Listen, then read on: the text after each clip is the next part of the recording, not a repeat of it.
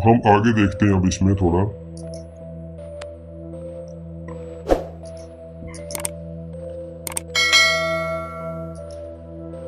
कि आपकी जो ये स्टॉक एक्सचेंज है ये क्या है।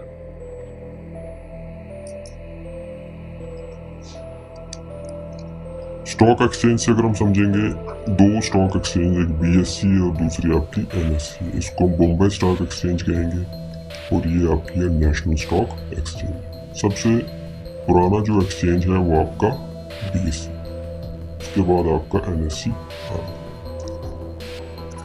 क्या होता है इसमें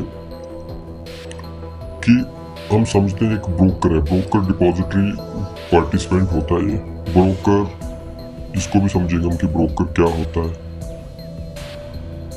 देखो, एक बायर होता है और एक सेलर होता है। अगर कोई खरीदने वाला है प्रॉपर्टी को, एसेट को, तो कोई बेचने वाला भी तो होगा।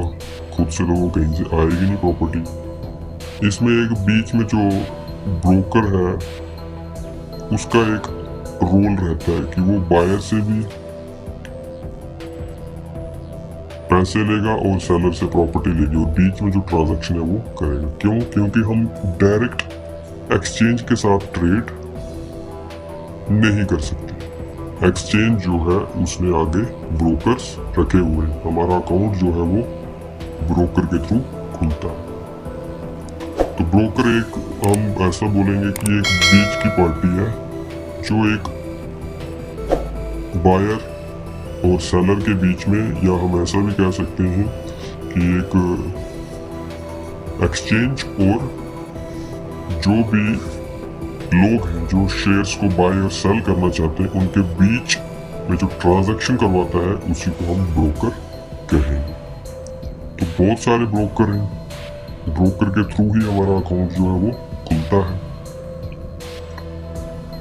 होता क्या है, बायर्स क्या करेगा, कैश देगा जो उसके ट्रेडिंग अकाउंट में पड़ा होगा, और सेलर जो है वो अपनी प्रॉपर्टी या एसेट्स जो उसके भी तो कुछ शेयर्स होंगे, वो उसके ट्रेडिंग अकाउंट में पड़े होंगे। तो ब्रोकर क्या करेगा, ऑर्डर तो आपने प्लेस कर दिया, वो डायरेक्ट एक्सचेंज को चला जाएगा, वहां से सेलर्स को देखेंगे। ये ब्रोकर जो है यहाँ से, लेट अस सपोज इसने खरीदा और सेलर बेचना चाहता है, तो वो आपस में ट्रांजैक्शन करेंगे। इसको तो पैसे चाहिए, वो बायर के अकाउंट से डिडक्ट हो जाएंगे और सेलर के अकाउंट में चले जाएंगे, और सेलर के जो एसेट है, जो शेयर्स है, वो यहाँ से डिडक्ट होके आपके बायर्स के अकाउंट में चले जाएंगे। इसको अपना पैसा मिल गया, इसको अपना एसेट मिल गया।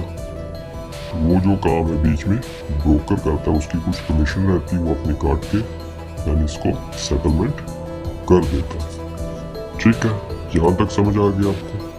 For full episode or more updates, visit the YouTube channel link provided in the description.